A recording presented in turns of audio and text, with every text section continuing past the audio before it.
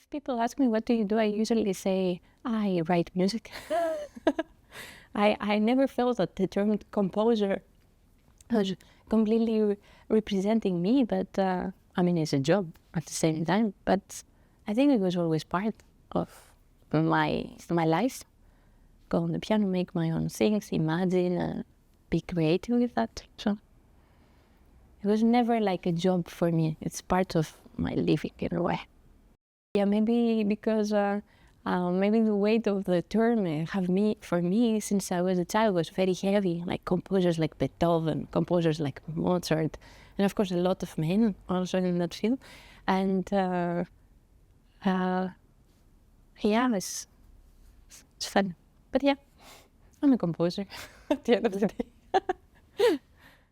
I can recognize some definitely later in my life during the school years, but I think one very important comes even earlier, and I think I have to actually thank three ladies for that. The one is my mother, because I really like dance, so she took me when I was 4 to my dance teacher, and she was an amazing, and she's an amazing person. She's a great dance teacher, a ballet teacher, and she was very a great inspiration for me as a little kid. I really liked dancing classical music with her and learning how to move and follow the expression of the body. And then apparently she had to leave, she had to take a leave. And then that was the reason that my mother took me to my first piano teacher. And then I think that was the other person that really got me in the music world here. So.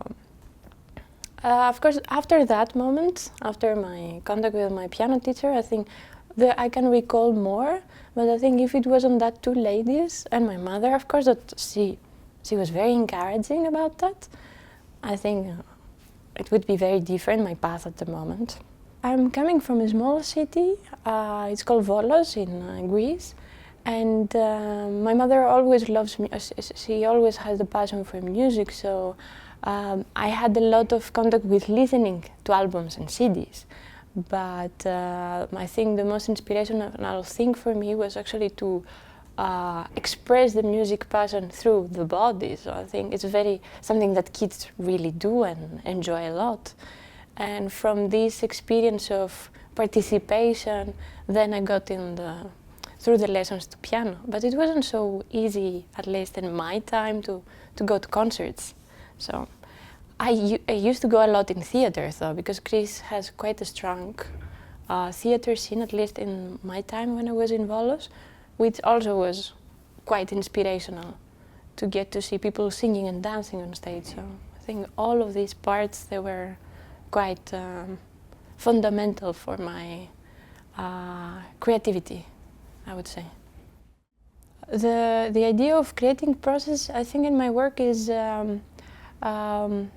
present in a partial way. I mean, there is some patterns I have before working on a piece. At the same time, every piece is very different from each other, so it's a little bit hard technically to say that there's always the same method. About my creative process, there is nothing really as a routine, I would say, behind every piece, because every piece has different kind of direction or intention behind, so the methodology applies only on one piece actually.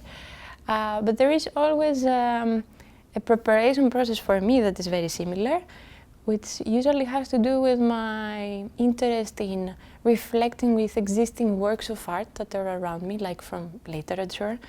And that's something that I can recall in different pieces I've done in the past, for different reasons, for different topics or interest, but there is always this kind of interest of me about communicating somehow between my work and something that is already out there. And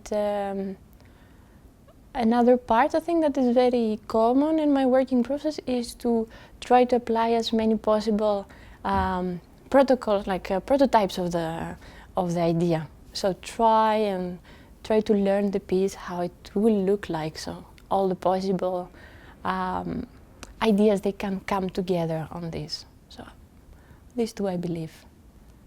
It can be also a painting, it can be a poem, but as also in Prima Materia, but maybe I will explain a little bit more later. It can be also the imagination I will build behind the poem, or behind the text, or behind the painting. It's more with the concept of general reflection than with a literal, direct adaptation of one form of art. I have a, but this is very personal, of course.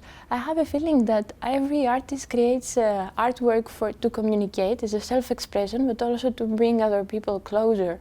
And I like this dialogue. I like to continue that. So I like to go to things that are already existing and reflect on them. But that can happen also with not artistic things, but it's maybe the artistic intention behind in the artwork that makes it way more directed, which I find it very inspirational.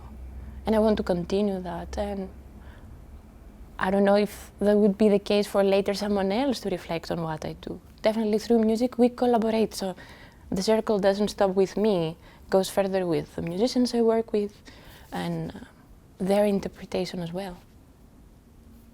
I think that's my interest behind.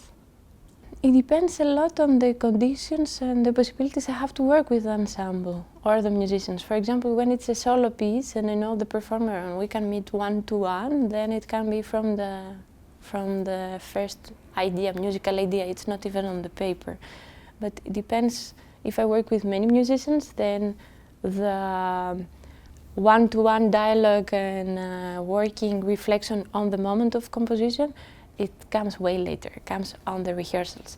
But still there, it can be space for reflecting on the idea, because music is not what is written on the paper, it's just the context.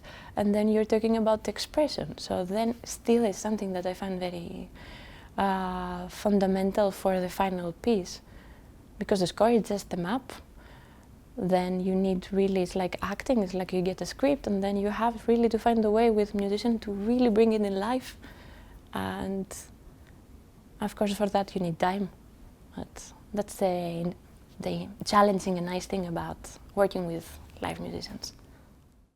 About difficulties, yeah, I think that is related more with understanding the character of the piece. And I think one of the most challenging things is when I start, of course I start with an idea, but I always find it very hard to disengage with this idea, because what I'm already working on might demand different directions. And I always try to think it's like a marble. You have a sculptor, you know that you want to make, I don't know, the sculptor wants to make a man figure young, okay? It's like the idea of the piece, let's say, more or less. But then only on the moment you will know what kind of character it is. It's only on the moment when you actually craft the eyes. And there the character is something very real, then you decide the clothes, you decide the hair, you decide all the general energy of this artwork. And I think for me the hardest is not to, by default, make the music be what I want it to be, but rather to find what the music takes me, where that takes me.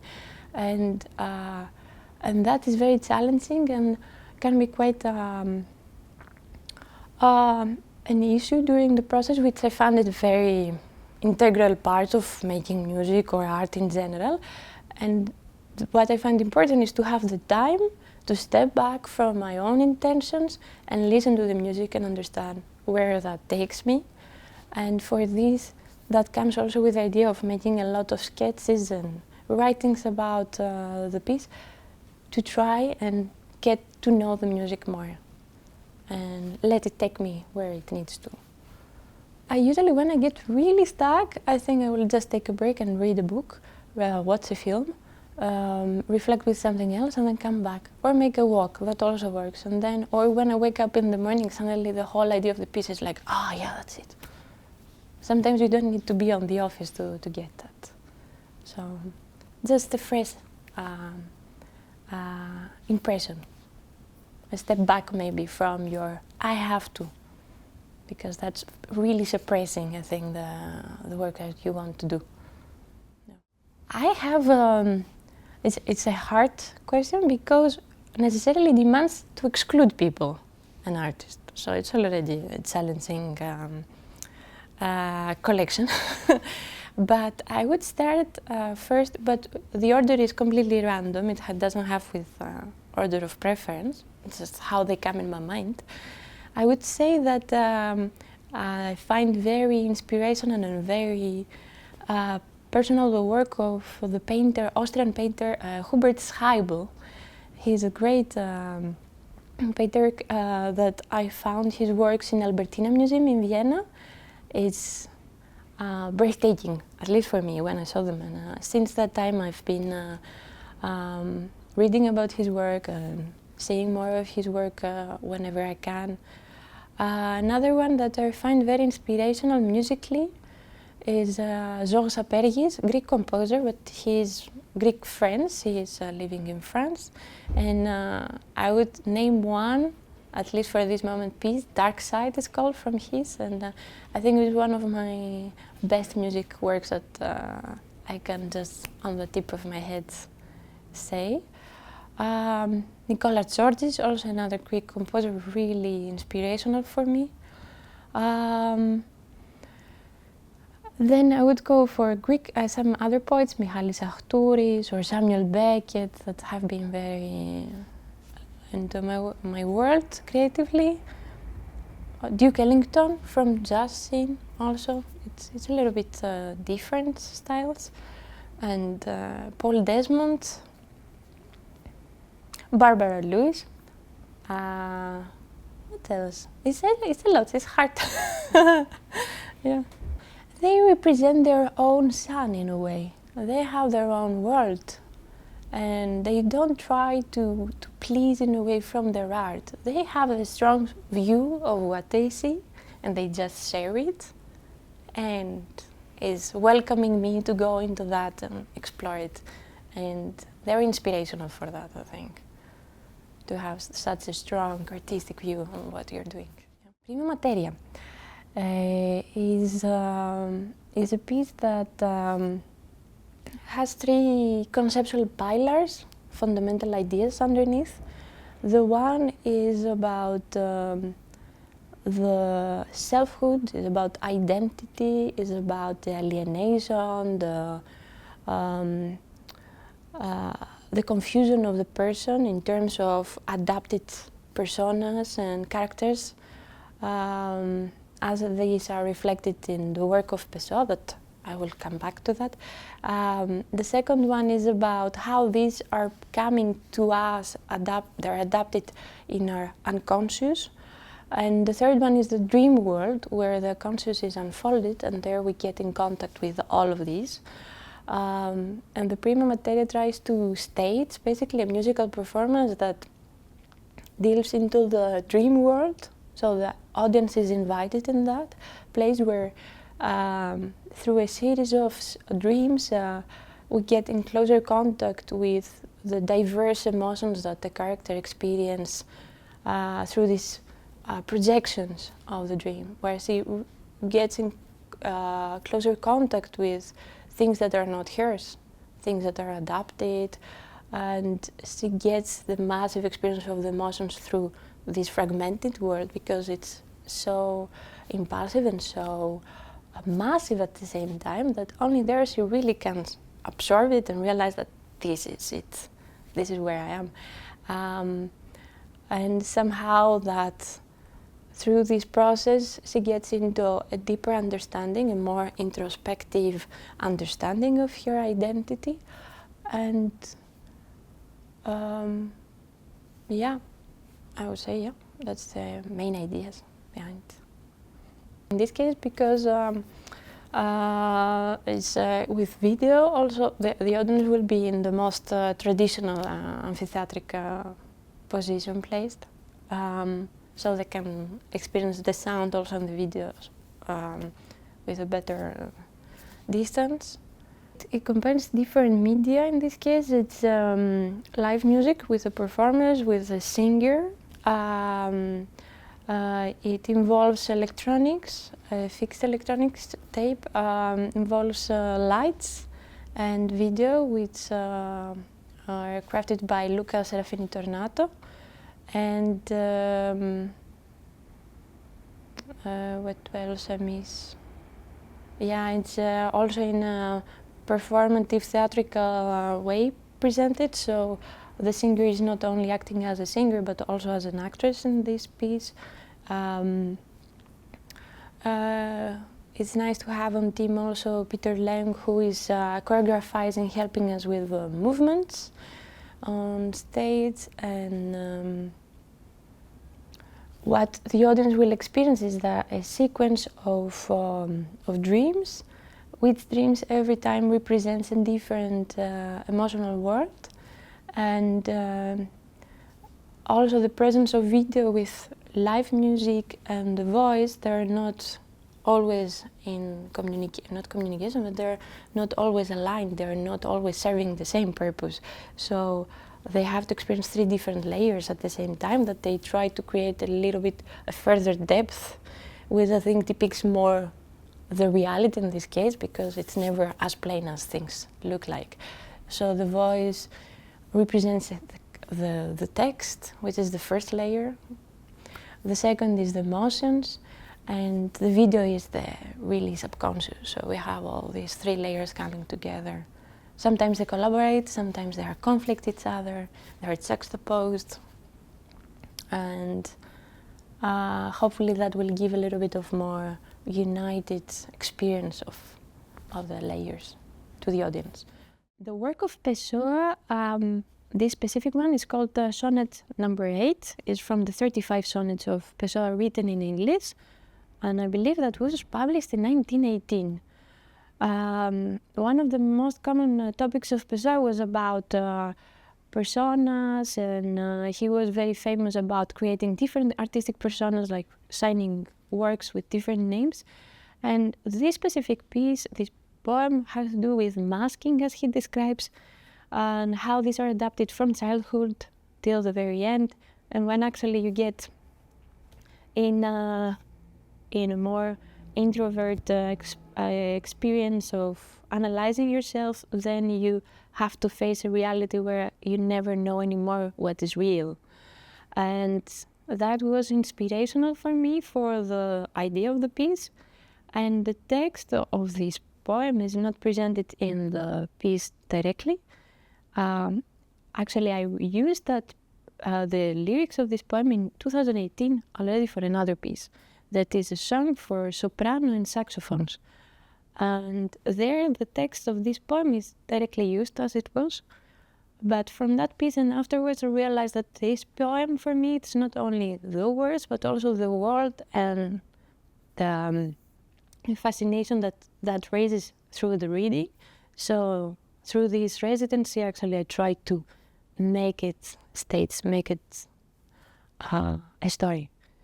So it's the root behind the whole text and the play that I wrote. And for the text of the Prima Materia, half of the text is mine, and half of them is a collage of writings of Pessoa, but not only from that poem, but from generally the work of Pessoa. Because fun enough, through my research, I realized that Pessoa's work, it feels like it's one big work. It has a lot of connections through his years of writing and exploration, so somehow all these came together to amplify the storytelling, actually. The text is delivered through the speaking voice, because the singer is Christian Michail, has to present basically 2 different characters on stage. One is a narrator's voice, which is out of the play in a way, and one that is a singing voice where she is part of the play, of the action. And through that, from the works of Pessoa can be found in the singing part, and the words that are spoken from the narrator side is the ones I wrote. And then still there are references to the poems that come later, so it's a direct communication between the 2. My process at the moment is to go step by step and define the sections of the piece in a way that they should come all together. at the end. The challenging thing is at the moment to understand the right order of things, because my process at the moment is not starting from the beginning and going to the end, but I might have ideas about the end, I have ideas from the middle, but still there can be replaced and moved, and somehow they create another sequence of other events later. So I think my process at the moment is to just get the ideas all together and, as I said, listen to where the music and the concept takes me. So always from the side of the audience, thinking how that would be for someone that doesn't know what I know, to really see that and get enough hints to reimagine and build the idea, but not to be also too direct on that, but also not too vague at the same time. So I'm working on this now, step by step. With Modelo, it's a great opportunity to work with, because they're here and we can meet and we can work one-to-one. For example, our first communication was when we arranged the recording sessions. So I had the possibility to meet one by one, come with just a paper with different ideas, set microphones together with Siavas Jafari, who is also part of our artistic team, and just record. And from there I would ask them, what is your sound that you like to make, or let's try with this. So really go in experimenting and collecting sounds outside completely from the context of the piece. And based on their recordings, I went back and then I started working and we reimagined their sounds in the context of the music. And I found it very inspirational. I think it's very nice to have the possibility to really meet and go into the artistry of everyone and involve them also on their artistic decisions in a way, because from their input more things will inspire the piece itself. And there are more of these sessions coming during our collaboration, so more things to develop and experience. And also in relation with the branding, it's a festival that funds residencies also during their annual artistic organization with a lot of contemporary concerts, and it gives a very rare opportunity to get the whole total experience of a production from behind, from the scratch, about what you need step by step, until from the moment you start meeting, calling people, till the concert day, which is something that in that professional environment I never had the chance before to do. And I think it's a great school about organizing and set goals and a lot of planning, which it's always good to improve. But yeah, I want to be not clear on this and my answer, because I really want the people, everyone, to create their own impression and maybe give them also the possibility to experience it with their personal way. But I hope that it will, living from the place, they will live with a thought. I think that would be the most modest and plain thing I would ask. And then maybe, if they like it, would be even better. But at least a thought about what they saw and listened to, and try to recall and connect the dots all together. So I think that would be the first success for this piece.